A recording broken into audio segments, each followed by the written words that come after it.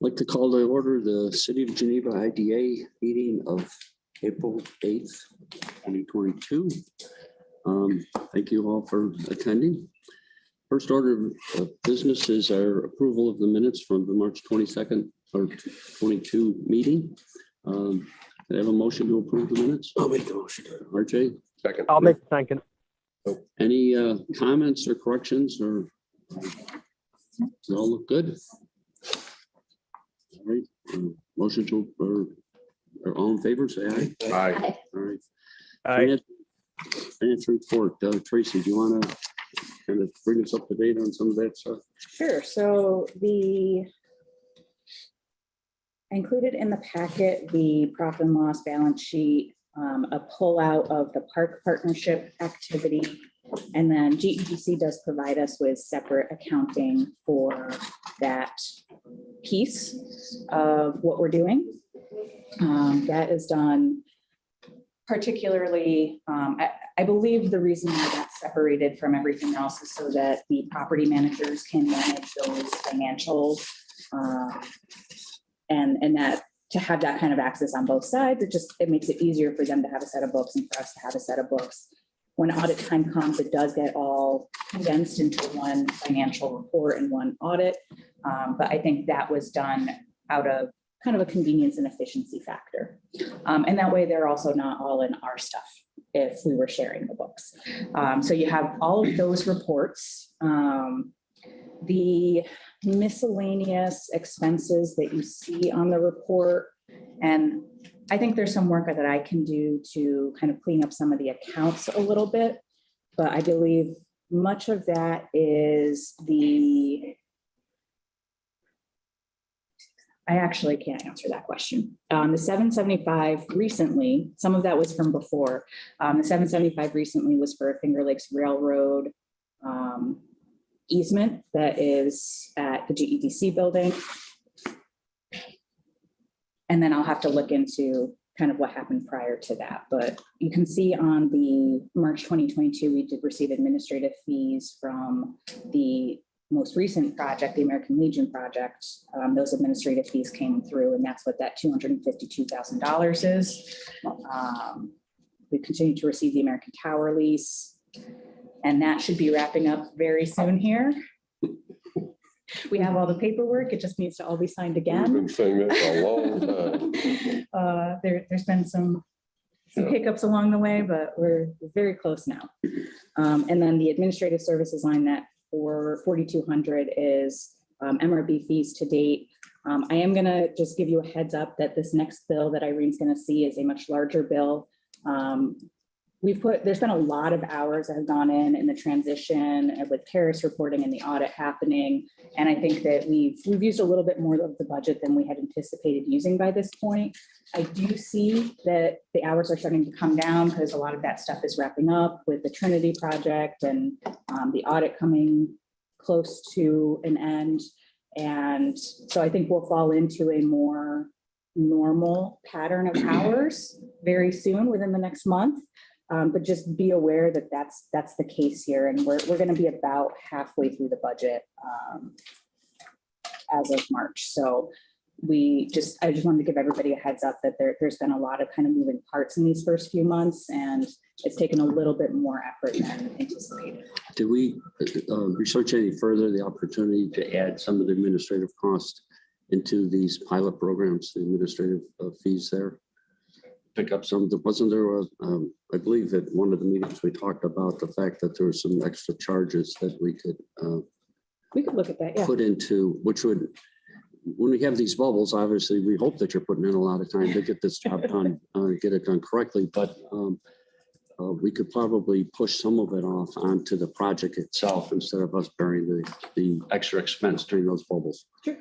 I'll look at that. We talked about that at one point, and and of course the transition, we would expect extra stuff, but it might help us going forward. Yes. I'll look at that. I'll chat with Matt about it and chat with Emma and Russ about it, and we'll see what we can do with that. Okay, that sounds good. And then just in terms, we have an audit update coming up later. So that's a financial report. Okay, any questions? Any other questions of Tracy? Jason, you okay? Ben? All right. Okay. All set, thank you. Like a motion to approve the financial report? I'll make that motion. I'll make that motion. All right, Irene, second. All in favor, say aye. Aye. Aye. All right, thank Aye. you very much. All right, the updates for city school district. I see Randy's not here, or is, oh, there she, okay, Catherine, she's our, do you have a report for us then? I do. Just going to take a few minutes of your time. The Board of Education adopted the budget resolution to go out to voters in a proposition at the last meeting at $63,933,249. That's a 6.33% increase, equating to $3,805,916. The tax levy will be below the levy limit for our taxpayers at 3.9%. So we will be 211,680 below the cap. In addition to that, we will continue to buy buses. We rotate our fleet. We currently have 31 on our fleet, and on the revenue side of the budget, we do get a significant amount of state aid for our buses, as well as trade-in value. So that's the positive news. This year, we had some really unusual impacts on our budget. Health insurance is going up 1.9 million next year, which is not just Geneva, but it would be the consortium. And our special ed spiked 1.1 million. Just those two line items alone, you're over $3 million increase, which had quite an impact. Trans, we saw a spike of 175, the retirement systems, ERS 195, Social Security 254, career tech, we had a lot of interest in career tech, that went up 245. And your contractual obligations for teaching regular school went up 434,824. What that was inclusive also of the health insurance increase. We did get an additional $2 million in foundation aid. Unfortunately, that got eaten up by the health insurance increase. So this year we are using additional reserves. I'm increasing the appropriated fund balance. I leveraged some grants and we refinance old debt to assist with not cutting programs to students and to maintain a levy below the levy limit. So overall, it's a good budget. It keeps everything in place for students, and it also respects our taxpayers. Thank you very much, Kathleen. Any questions? Thank you. Okay, thank you for the Thank report. you.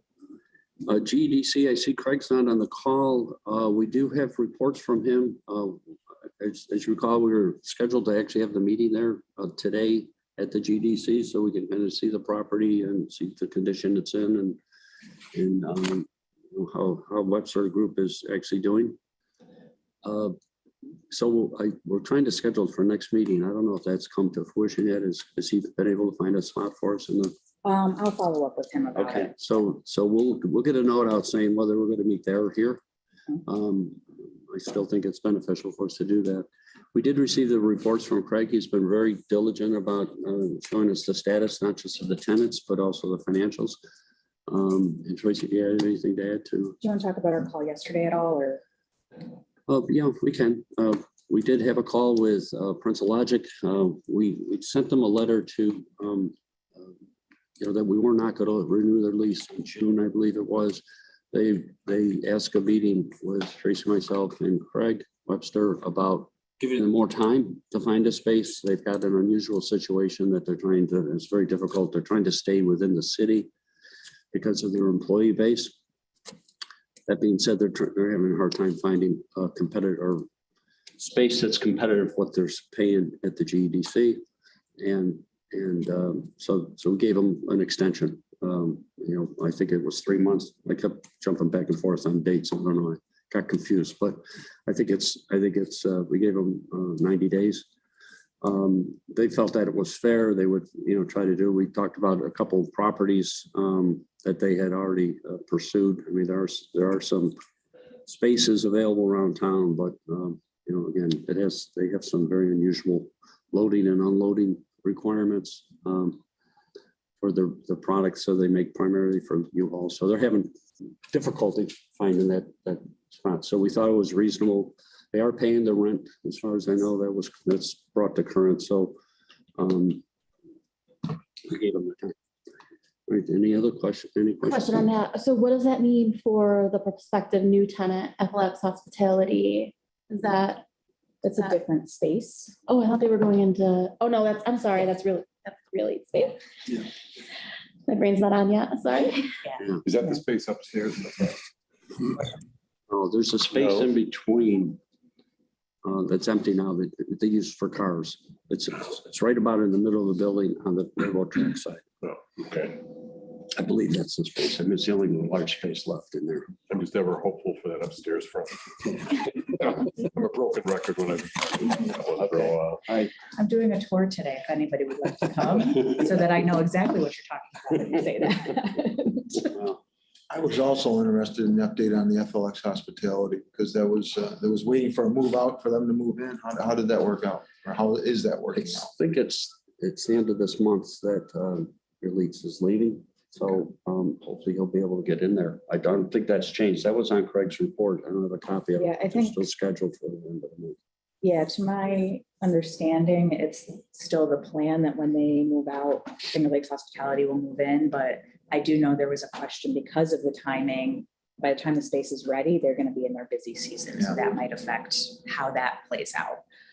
But I haven't heard anything to the contrary today. As long as it's not delayed further, I guess would be helpful for FLX. Yeah, absolutely. But hopefully that'll happen in the next couple of weeks and we can push that forward. But we will follow up on that. Right, Steve, City Council. Okay, thank you very much for having the opportunity to be here. We met Wednesday night. It's 2 nights ago. Time flies when you're having fun. We had a local law creating staggered terms that was approved. The staggered terms are going to be for 2023 election cycle will be the mayor. Well, this is all pending a referendum in November. So we passed our local law, now it goes to a referendum in November. It will be mayor, 1 at large, and wards 2, 4, and 6 for a 2-year term initially. And then the at large 1, 3, and 5 wards will be for 4-year terms. So basically, if the local law is approved in the referendum and the election cycle in 2023 takes off, every 2 years we'll have an election for council, and it'll be a 4 and 5 member possible turnover every 2 years. So we'll keep some continuity moving forward, which is It's a good. good idea. We also have continued challenges coming up with amending our solid waste ordinance. We were working hard to try to correct some problems. Our focus was there was a variety of complaints of non-licensed haulers working in the city.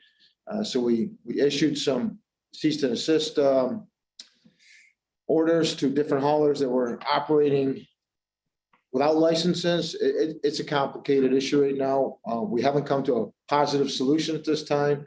We're working hard to try to make that work. We put an ordinance forward that did not pass on Wednesday night. So we're still scrambling to try to correct that situation. So there's a variety of, and it's more commercial than anything else. There's a variety of commercial organizations that are being impacted by this. Our private landlord registration did not pass. One of the focuses was the fire department has a lot of this information already, so we want to leverage that existing information to build our own registry, so we didn't have to put the ordinance in place. The Parrot Hall grant for another $500,000 using city as a pass-through agency was approved. This is going to be for more internal improvements of Parrot Hall. There was a previous $400,000 grant that was utilized and passed through the city for the external improvements of that facility. So we're looking forward. It's a historical site, so we're looking forward to that kind of turning into a gem for the city, which will be nice. We also passed a resolution increasing the AIM funding. It's been 24 years, I think, that the state has increased AIM funding. It's primarily for roads improvements. We haven't seen any improvements. We haven't seen any increases in AIM funding in years. And as you can imagine, the cost of living goes up, though. So the existing funding isn't going as far. The state budget from the news this morning passed. So I'm not sure how that impacts AIM funding altogether, but we will continue to push for increase in AIM funding in future years. City manager searches is probably the most interesting topic we can talk about. Zoom interviews were conducted this week with the support of staff, city manager search committee, and council. I can't thank those groups enough for the time and commitment and effort they're putting into this search. We had some great candidates, some great interviews this week. So we're fortunate in that aspect. The goal is Monday night, we'll meet again with a smaller group of representatives from the city manager search committee, input from staff and council. We will review the interview process that has taken place this week. And the goal is to move forward with in-person interviews. We're looking at a 30-day time frame. We'd like to advance that as quickly as possible, but we want to move forward effectively so we make the right decisions. So we'll probably pare down the original Zoom number to a smaller number of focus to bring in for personal interviews. And that's my update. Thank you. Thank you, Mayor. Okay, IDA projects, what is the status of those, Tracy? So I did, before I move into the projects, Jason, I saw your question. Do you want to vocalize it for the group? And the record? Are you talking to me? Because I was making sure. Can you guys hear me? Okay? Yes. Okay, great. So I didn't have a chance. I had a question with regards to the financials for 122 North Genesee. We saw an increase in tenants revenue with regards to about 29% from January to February. I think it was like a $4,200 increase. But the utilities was a significant increase of about 94% month over month. So it just was, again, we all know about the cost of fuel and such. Is there any concern about the correction of inflation to utilities? I'm not sure what the leases look like with the tenants, but obviously you see the net income / loss line is going to dramatically continue to go down. Is there any concern about that? Yeah, so I do know that many of the tenants do reimburse for utilities.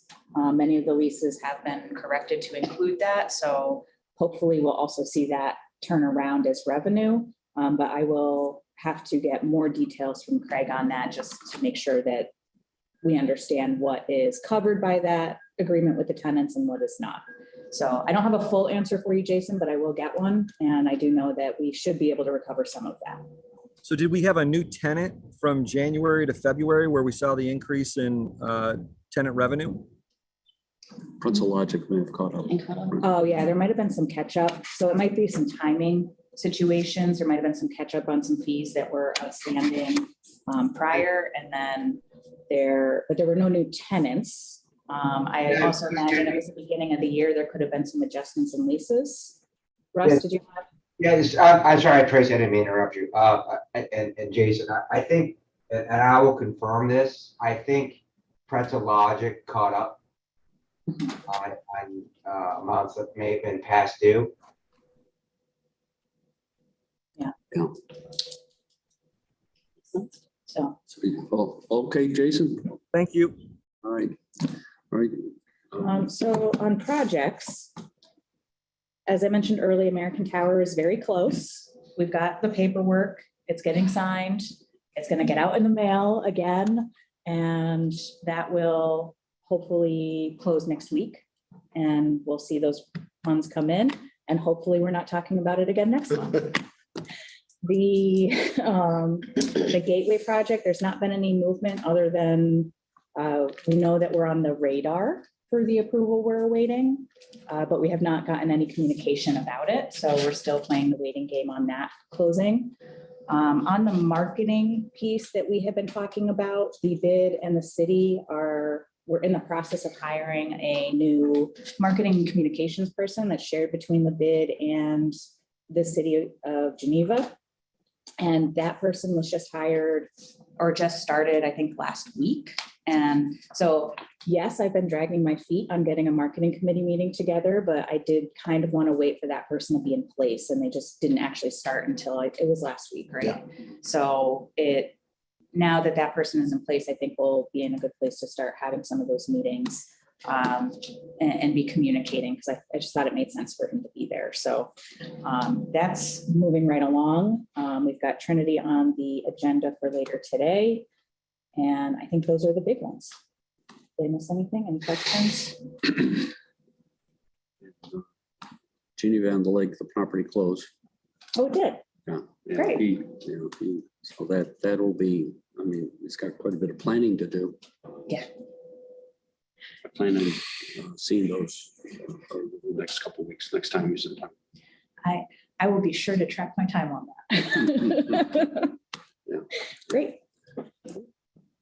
Okay, so that's the updates. New business. We have a HVAC issue, a repair over at the GDC. Tracy, you want to? Sure. Paperwork here now. Yeah, so Miles sent over a request. There's an HVAC unit that particularly the cooling is down on. It affects 2 tenants, approximately 1,500 square feet of space. One of the tenants, as the weather starts to warm up, is very reliant on cooling, so they really need to get this HVAC repair done. He included in the information 3 quotes for the work. And the low bid on this is JJB Mechanical, which is $15,772.87. The other 2 bids came in at about $17,500 and about $19,800. So my understanding is that a repair of this cost has typically come back to the IDA until the GEDC is able to cash flow these types of repairs. And so they are looking for an approval and funding for this HVAC repair. Any discussion? Any questions? Do you have any references on these vendors? I believe that the Websters are familiar with them. I do not have references on them personally. Who are the other 2? The other 2 are Kenron Industrial Air Conditioning and Eastdale Mechanical. Now, can we just get a couple reference checks on anybody that we're spending money with so we know that the value of their work? Sure, we can do that. Would you like to look at a conditional approval conditioned on favorable references? Yeah, and Tracy, this is Russ. I can coordinate with Craig to make sure he gets those references, and that's a good point, Jason, to make sure that, you know, we have a reputable contractor that's doing the work. So I can coordinate that. Russ, I'm actually working with Miles on this. Okay. This is all coming from Miles over at Webster, so I'd like to continue coordinating with him, if that's okay. Sure. Just let me know if we can do anything. Sure. I think maybe what we could do is we could probably approve the repair at a not to exceed number, which would then give them a chance to do the due diligence and Sure. not have to wait another month to get this going. And the other question is, it's a repair. What's the lifespan we're looking at here? Is this something that is, you know, I mean, is it something we're going to look at in 2 years and it should be replaced? Or is this something that they think would be lasting for a while? It's actually a full replacement of the units that have broken. They're not, Okay, they're more of a repair. not able to repair these units. They're a little older. Well, I was wondering about that because most things down there can be very old. and Yeah. I had one, Put money after, good money after bad. It's new equipment. Oh, okay, it's not just a repair. 10-year, It's not duct tape. Thanks, Mayor. Take care. Thanks. one question on the JJB quote as well. Are they also going to do the removal of the current furnace? I saw that specifically called out in the DCL quote, but if it's not included in the second one, is that something we want to make sure is done? Is that going to be an additional expense or is that included, I guess?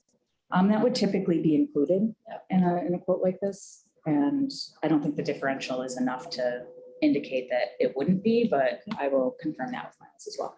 And then on the financial logistical part of it, does this mean, so I guess I get confused because the GEDC is owned by the IDA fully. So it seems that any GEDC funds are IDA funds. And so if we're going to cover this expense, it sounds like it's a loan to the GEDC, but we're technically the same entity. This wouldn't be a loan. Okay. I did get your question about the roof loan and I don't have Yeah, I any know. history. I'm That's why I gonna was- have to ask some questions. Yeah. But this would actually just be the IDA using their funds to repair or to replace these units as opposed to. For a property we own, I mean. But you're right, it's all the same. I just, It's just a matter of making sure that we can understand when GEDC is Yeah. cash Fully, flowing. So it's kind of- absolutely, It's kind of like a grant from us to them. We're not. absolutely. Just wanted to clarify. Thank you, guys. Yeah. It is very confusing though. Okay, so is everyone in agreement that we're going to approve not to exceed amount so they could go forward, and we'll let Russ do his due diligence and with Miles and try to make sure that we're picking the right one, but that would give them the ability to go forward. Everyone good with that? What should the not to exceed number be? Should we give them 20,000 not to exceed? That gives them the top one.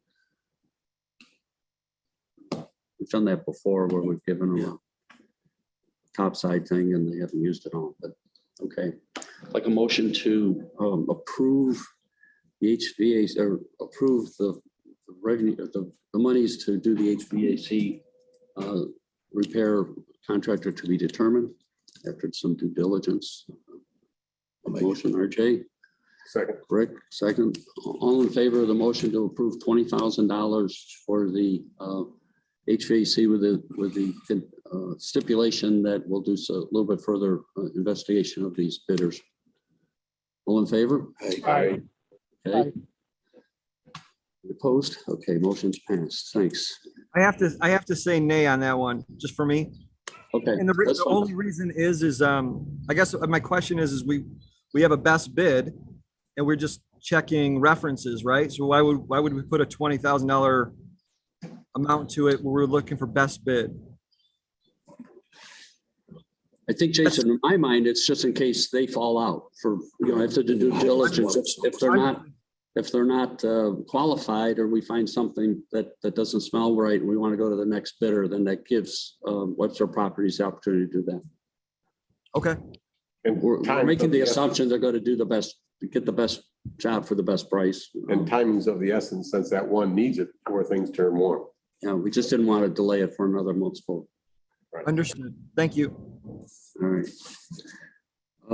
IGA incentive processes.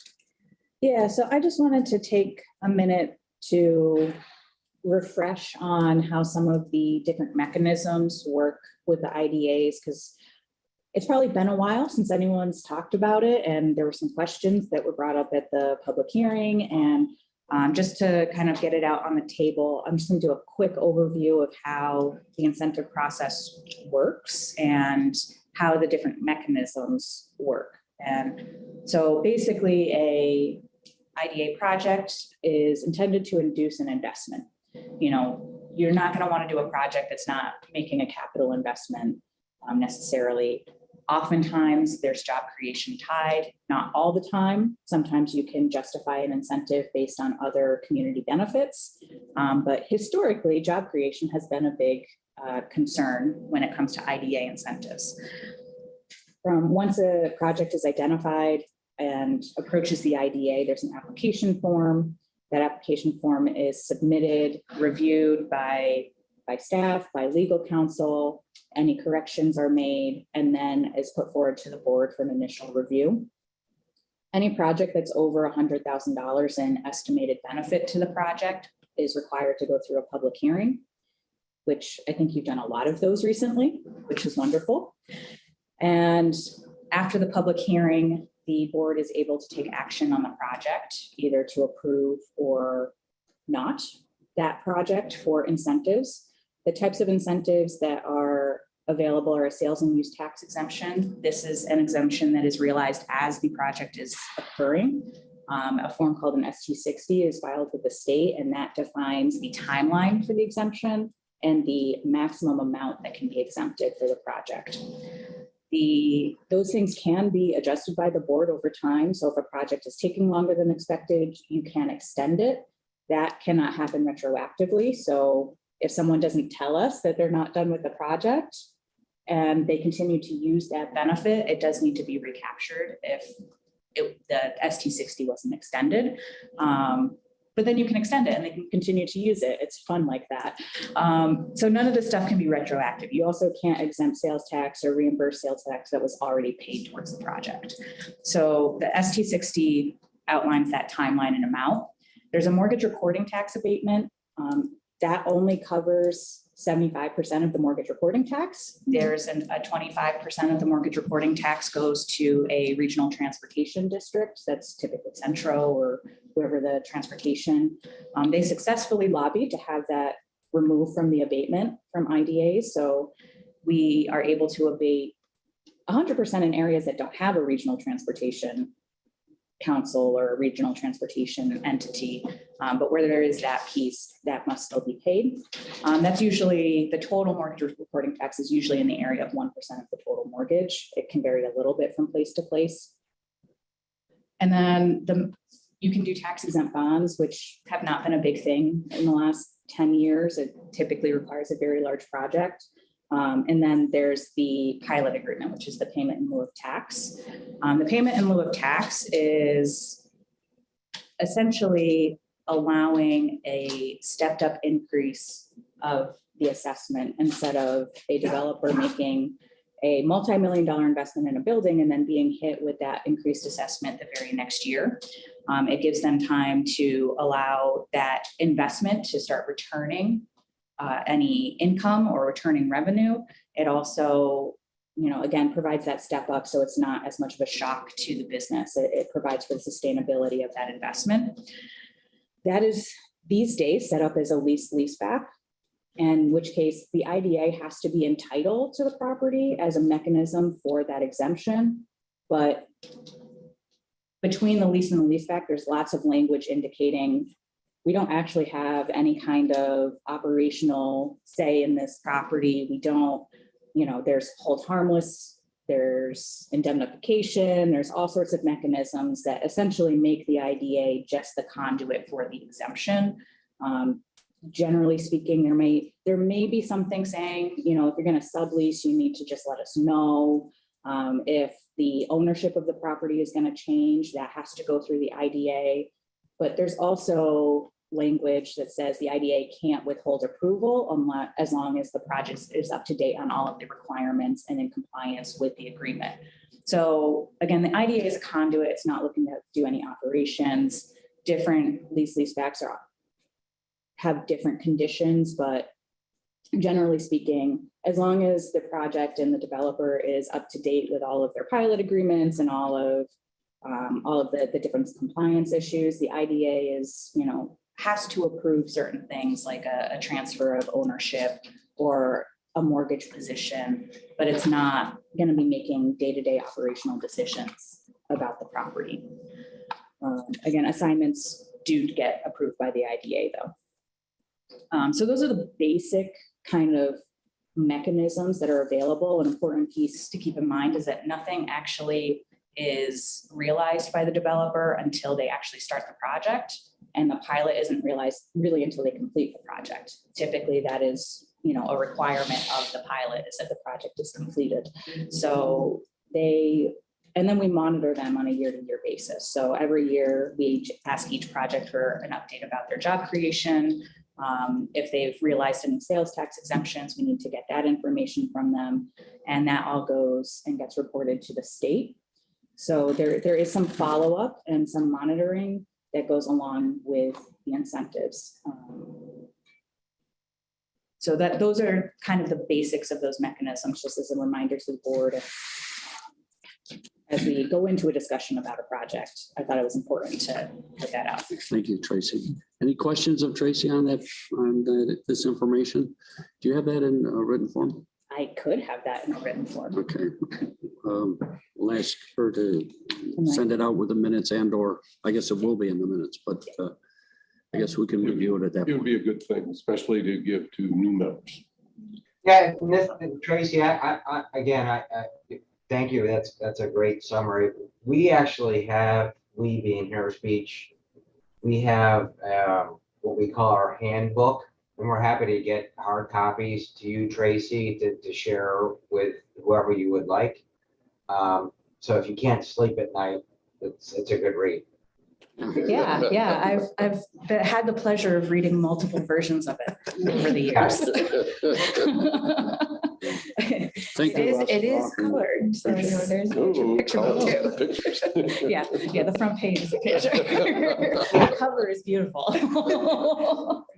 Yeah, the cover is nice. The substance is, shall we Extensive. say, yeah. Comprehensive. Dry. Yes, that's one way to put it. It does. Yeah, Tracy, just let me know. I'm happy to get the, we're happy to get those to you. We got a whole, If anybody wants a copy, let me know and we'll make sure to get them. We'll get the appropriate number. And it is helpful because it does cover IDAs, but it also covers LDCs and all sorts of other economic development tools.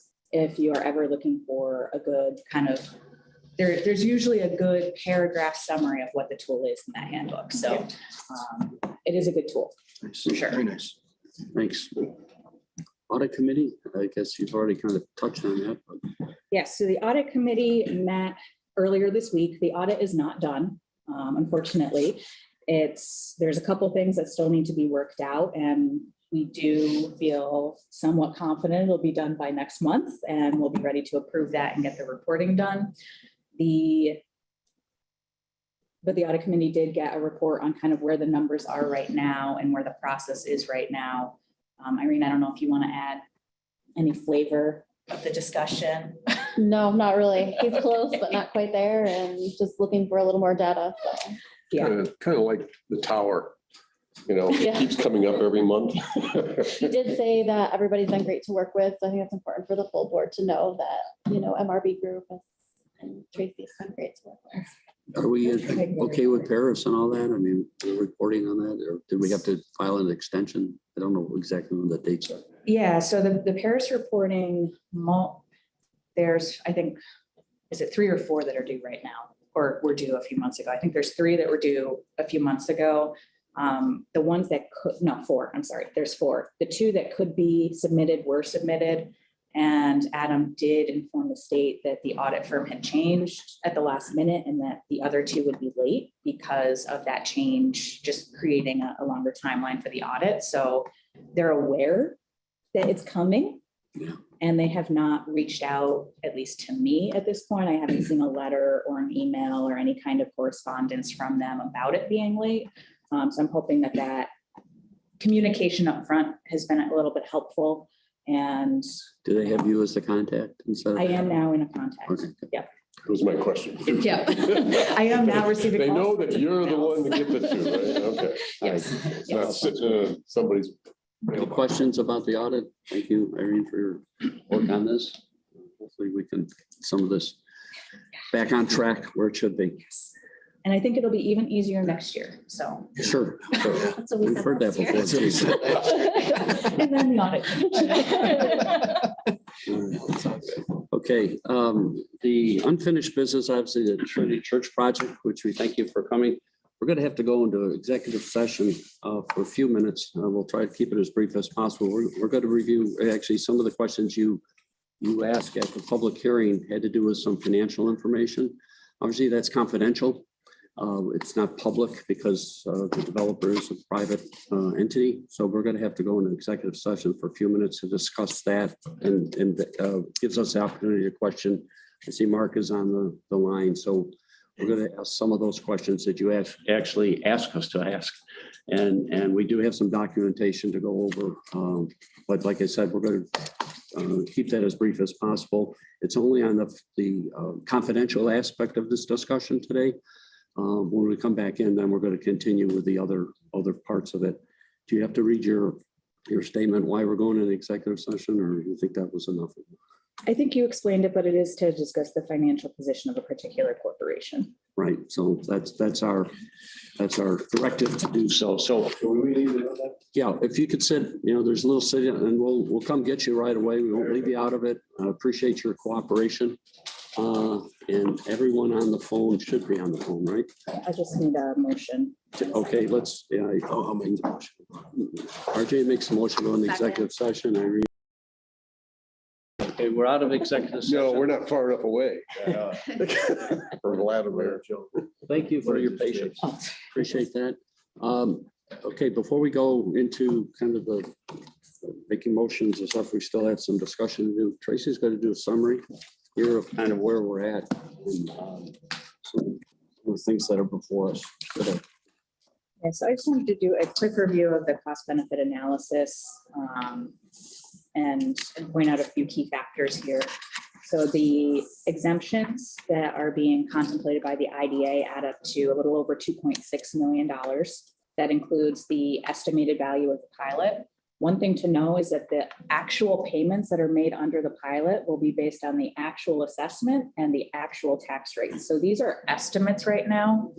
And the way that the pilot is structured is that they'll pay their taxable value under the pilot will be a percentage of the total assessed value. And that ramps up over the course of 15 years.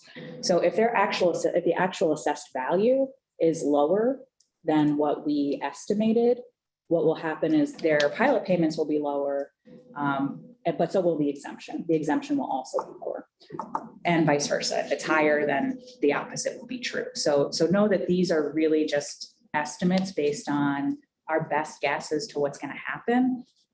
So if things don't play out over the course of 15 years, exactly the way this cost benefit analysis shows, that is normal and that is expected because we don't have a crystal ball.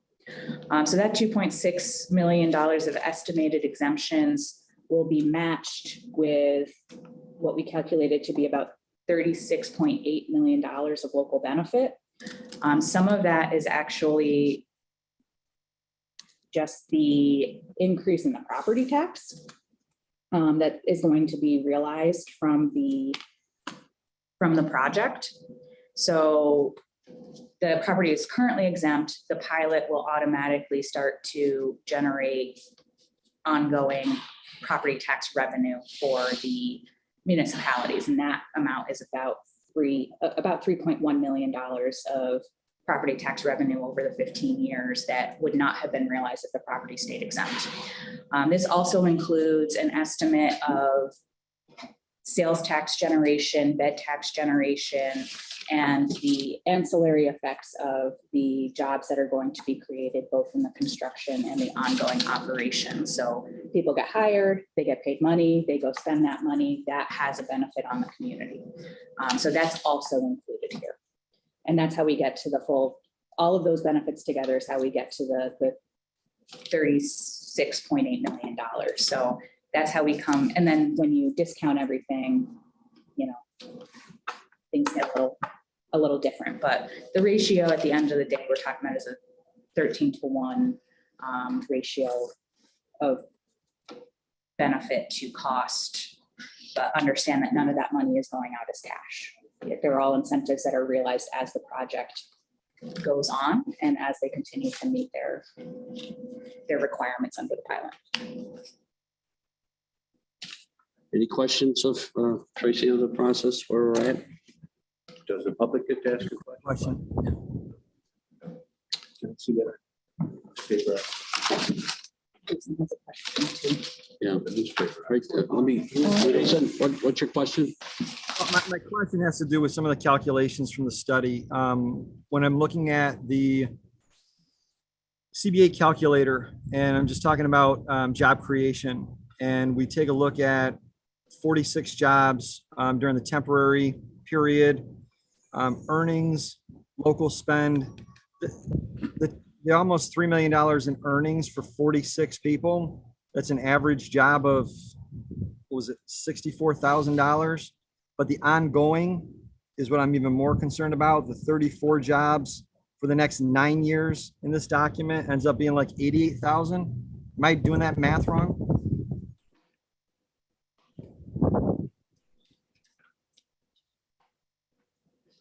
And all I'm simply doing is just taking the $26 to $27 million in the aggregate life of the pilot, dividing it by 34, and then dividing it by 9. Okay. You know what I'm Okay. saying? Yeah.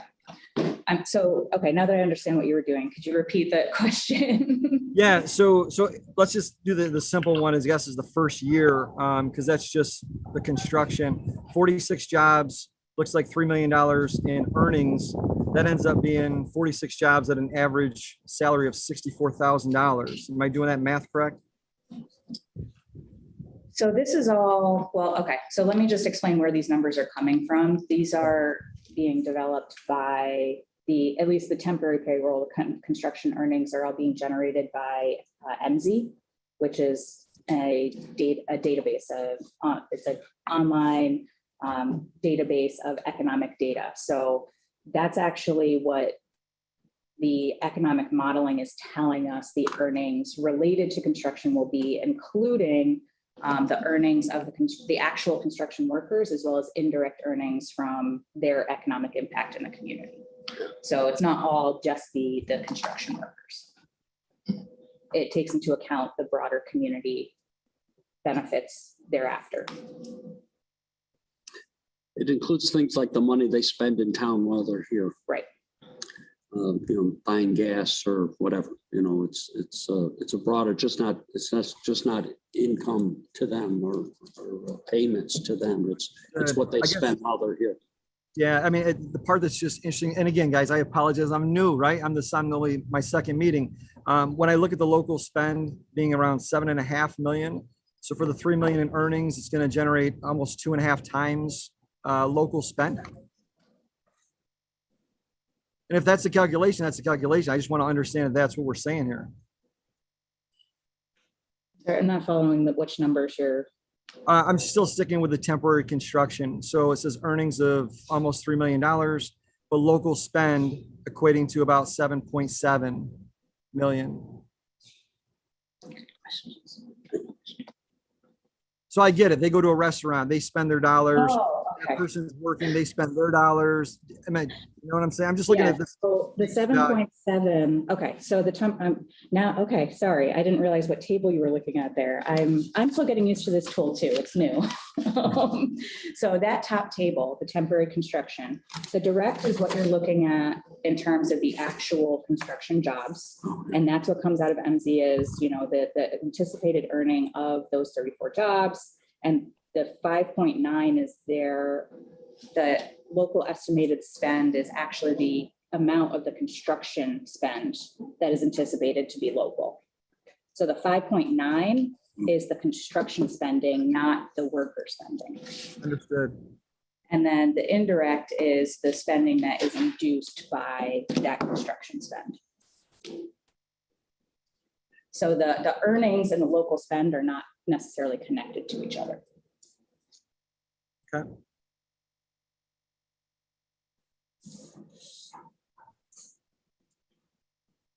Any other questions? I guess I'm sorry, guys. Again, just getting familiar. So Sure. I look at the ongoing operations. That graph below is a 10-year graph. So I'm assuming that $21 million for direct earnings based upon the 30 jobs is divided by 9, right?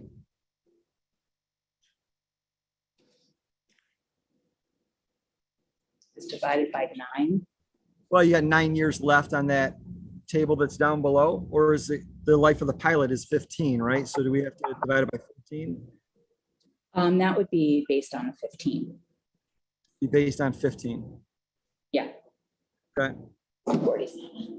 Yep. So the application does outline the average wages. So in the application package, it's got the different jobs and the kind of average wages for those different jobs. If that's what is that what you're trying to get at, is what are these jobs actually paying? Yeah, well, I mean, based upon that math, that's a $51,000 a year job. And I saw in the application process where they had 4 executives ranging from 60 to 100,000, right? So let's say 4 of the 5 jobs are $80,000 a year jobs. In addition to that, there was administrative jobs that were up to about 8 persons, and their average pay was, I think, 47.5 if you were to take the average. So in the aggregate, they're about $780,000 a year in salaries, leaving about for operational jobs, I want to say it was $1,400 a day, which is about 12 people a day for operations. I was understanding that part of it. I mean, that's their business, right? They'll figure out that portion of it. I just want to make sure that the data that we're using for the impact makes sense. So this is explainable. Because when I look at it, 30 jobs at $51,000 a year, it doesn't necessarily match up to exactly what I saw in their application process. I mean, that 21 that is put in there for the earnings is based on some averages that I used to, because we're talking 7 to 8 jobs and we're talking ranges of dollars. So again, there might just be some different assumptions that are used, that you're using than I used to do that calculation. But that was based on the numbers that were provided in the application.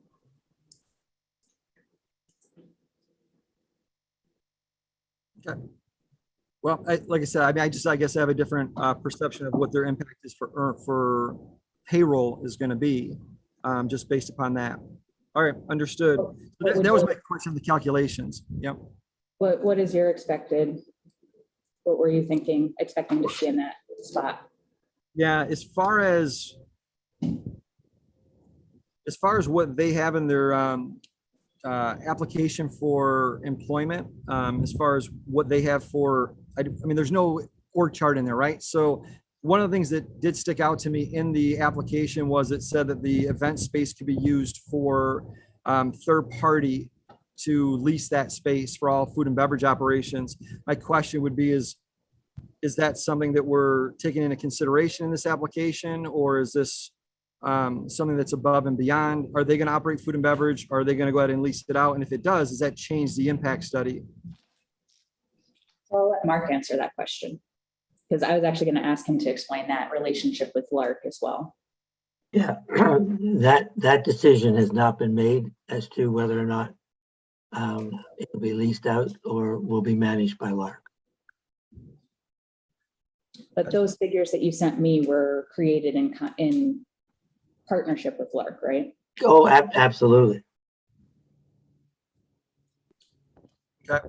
Well, there's two things here. One, Mark, I would say that, your vision for doing something like this, we applaud you. And I think that's fantastic that we have people with this type of vision that want to invest in our community. So thank you for doing that. Secondly, Lark is a very reputable company.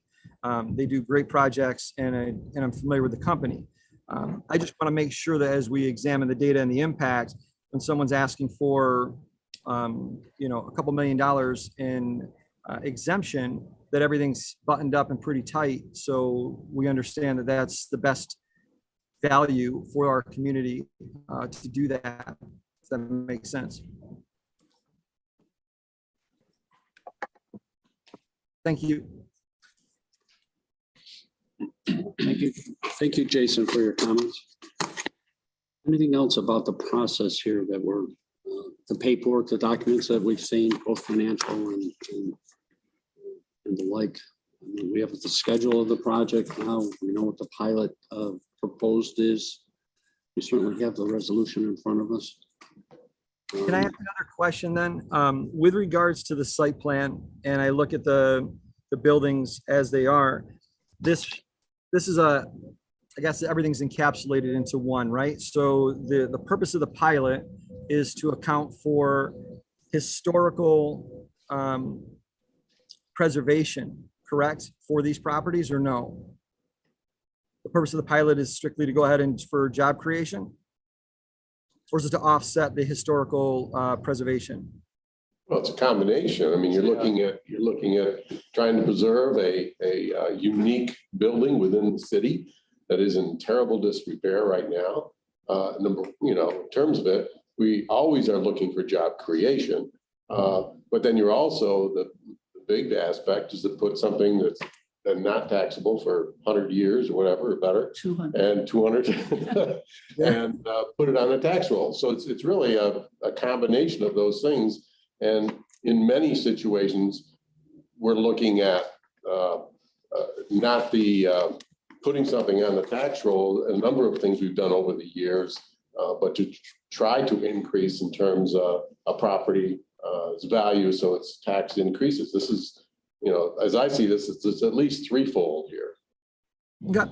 And that's all good. And we all are on the same page about that. I guess my question then, if I want to be a little bit more specific, has to do with the actual footprint of the different buildings, right? So the inn and guest house, is that a separate tax situation than it is from the event center and the inn itself?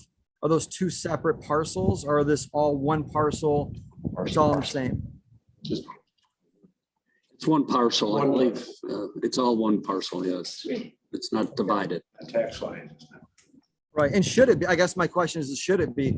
My question is, all right, with the guest house, which is 8 suites, that building, any building you're gonna buy is in somewhat disrepair. My question would be is if that building is in the same need for tax relief as the larger project being the event center. Well, when you're putting a deal together like this, you have to look at the whole and not the individual pieces. I mean, what can be done to one particular aspect makes it financially viable for the others. So it's, it's not a situation of breaking these apart aspect. It's looking at, say, okay, if we do this here and this with this aspect and such, how does it flow into the best to make it a viable investment for someone, a developer, to come in?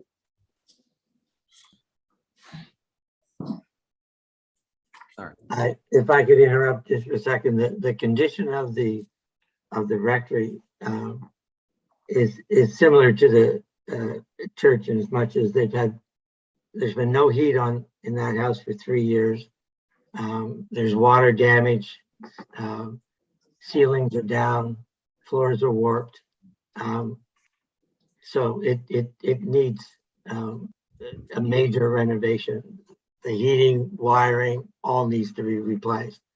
And the property is assessed as all one property. Yeah, and just, I'll give my last point to this then. So with regards to the deal, we all understand how deals are made. We all understand that we're looking to benefit the community as a whole. My goal in this is to ask the question is, real estate is a very valued product, right? So, and what this project is looking to do is to go ahead and enhance the community. I get it, 100%. So that all makes sense to me. But at the same time, we have to go ahead and make sure that it works best for the community as well, right? So with regards to the tax roll, yes, an increase is great, but what is the perceived value of that increase? So if it's 29,000 the first year, if it's 50,000 the next year, whatever the case is, what is the impact on the community itself as a whole and to the value of real estate in our city, right? We've seen what hospitality's been doing over the last 2 summers, where everything's going. It is a viable business. I can tell you that, with regards to having 29 rooms, it's not gonna have a problem selling the rooms. It's not gonna have a problem selling the event space. But at the same time, what are we giving up for the next 15 years to go ahead and make sure that we've done the right thing for the community? That's my only question in this. As far as it being a viable deal for Mark's a business guy. He understands that and he knows that he's doing the best for his project. But at the same time, are we doing the best for the community is my only question.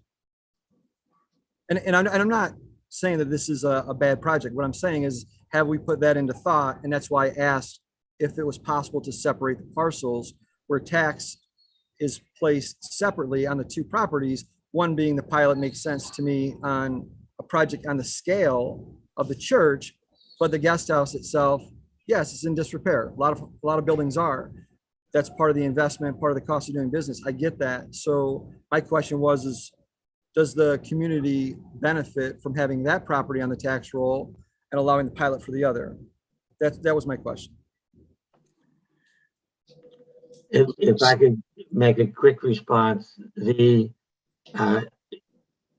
property cannot be divided. SHPO considers the property as a whole, and if we divide it off, even if it still remains, they will not provide us with historic tax credit. Thanks for the clarification, Mark. I appreciate it. Thank you. Okay. So the question is, do we have enough information here to vote?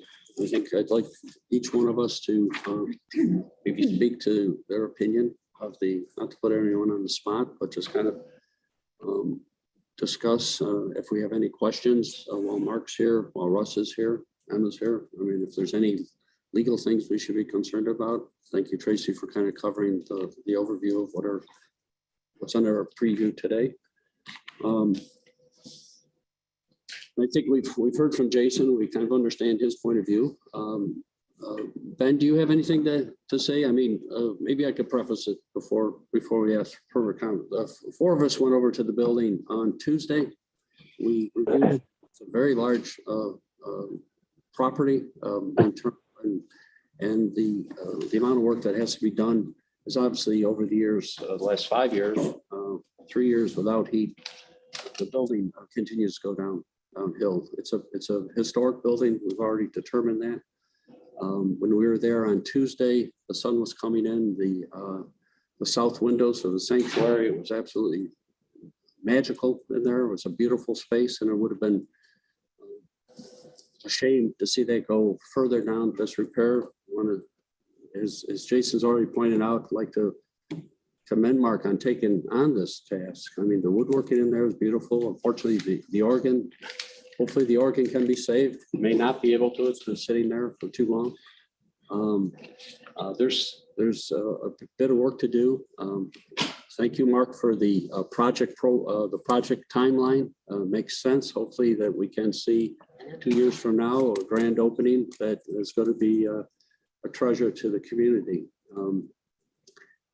Some of the comments that have been made over the various, I mean, obviously the idea is just one of the agencies that's been reviewing this, starting with the zoning appeals board and the planning board, and all of the things that have extended the time frame of this project, notwithstanding COVID and the delays that's kind of put on us. But I mean, I think as a community, Geneva has had to rely on outside money to get some of these things done. A good example is the dub block. That dub block was actually falling down, and parts of it did fall down. And without the extensive money that was provided by the state and the downtown revitalization, that building would not have been able to do it. Every single one of these projects at an older city like this has to rely on public funds, public grants, or an outside investor willing to put in their own money. Mark is in fact putting in quite a bit of his own money on this, and the rest of it is borrowed and through tax credits and a pretty complex formula for him to get the money. We have the confidence that he's going to be able to do that. He did share with us a number of projects that he's done, not just in Toronto, but down south and in Buffalo. So he has a long record of being able to pull this type of thing off. And I want to tell you, from the condition of the building, this is a pretty heavy lift, and it'd be a shame to see the building deteriorate any further. And the small ask that we're going to contribute to this project of this tax abatement, it is, if you look at what we're giving up, I don't see us as giving up anything. I see us as gaining things. I'm certainly been an advocate for this project from the start. Some of the concerns that have been brought up have been valid, and we've tried to run them down and validate to our own satisfaction that this was a good opportunity for the city. I'm concerned about what happens if this deal doesn't go through, and I would certainly vote to pass the resolution so that the city can be involved in this wonderful project to support a building that is an absolute beautiful building. And I think the plans that Mark has put forth so far really enhance the building without taking away from the historic aspect of the building. So that's my 2 cents. Well, if I can jump in there, I think we would be doing a disservice to the city if we do not proceed with this. I mean, this project has probably been looked at for the number of years it's been in the news, and meetings have been held and such like that. And no development project that we've ever been involved in the IDA has not had criticism or concerns or something put forth. And that's fine. I mean, everybody has their opinion or their idea of ideal situation. I mean, we've got others that are, on the burners that, obviously fall into that category. But I'm comfortable with the financial information that we have, as we have dealt with other projects in terms of this. it's this, to me, I see this as a very important piece that we have to act on. And I think for us to delay it at this time would not be to anybody's benefit within the city, but that's. I don't. Excuse me. Okay. I'm gonna share the same belief in this project as it's just previously been discussed. I'll be honest with you, walking through that building the other day, Mark, wow. Yeah. Quite the undertaking. I was in shock to see that. You just walk in there and you just see the condition it's in and of course, being a church and the history of this, place in the city. And just to see what the inside of this looks like. I mean, you could tell that the life of this building has just been ripped out and it hits you. It really does. And it hit me. And to see that somebody is willing to step in and preserve what's there to the best he can from the history side of it and turn it into something that's going to bring more people into the area to spend more money in the city. I think it's a great project. And the fact that it's something, we have a property that's been off the tax roll and that's coming on the tax roll. I mean, that's just an icing, huge, to be honest with you. So that's why I personally am in favor of this project. And I wish you the best because, I mean, I wish y'all could walk through this building. It was just, it was incredible. I didn't foresee it being in that bad of shape. And I'm excited for the project. Irene? I could absolutely echo excuse me, Ben, real quick. I could go through and echo everything everybody's already said. But I think I'll refrain on that commentary and just say that for the purposes of the decision that we have today on the pilot, I think the benefits are absolutely clear and that the cost is warranted. So. And Yeah, just again, to echo what a lot of people have already said, so I'll be brief, is initially I shared some of Jason's chief concerns that he outlined.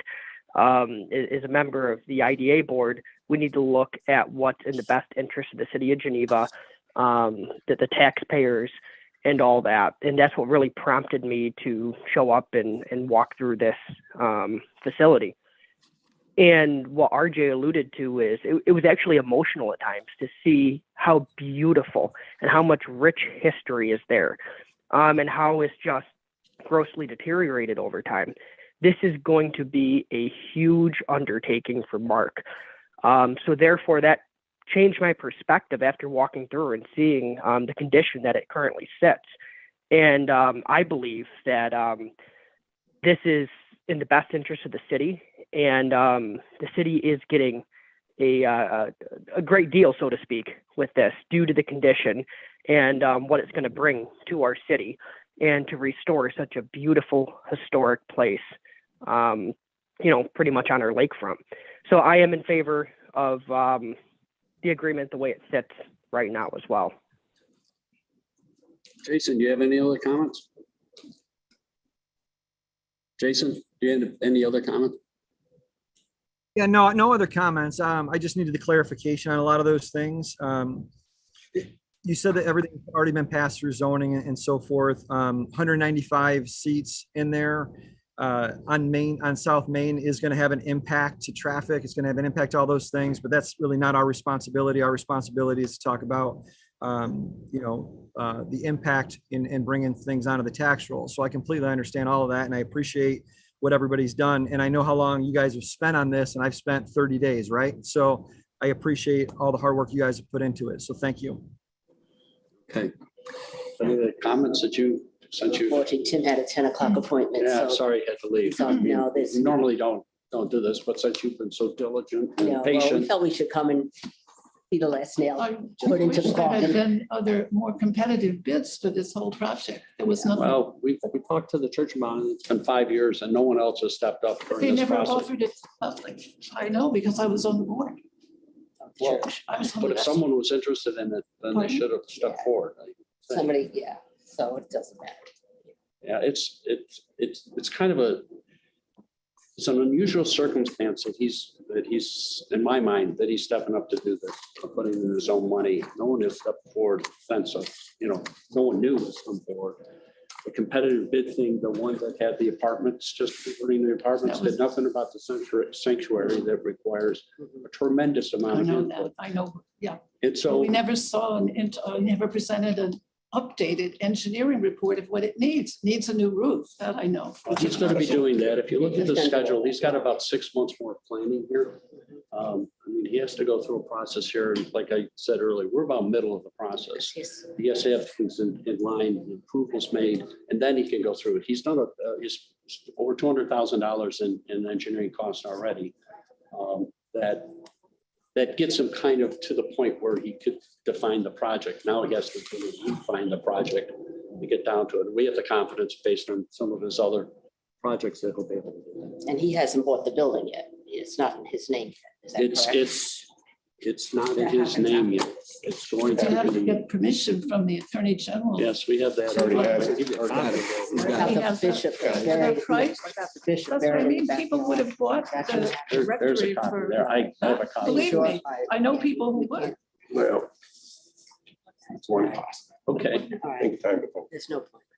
yes, we're running a little long right now. I'd like to have a resolution is before us. I don't know that we want to read it all. It's pretty long. Let me just read the first paragraph. Read the first paragraph. We read.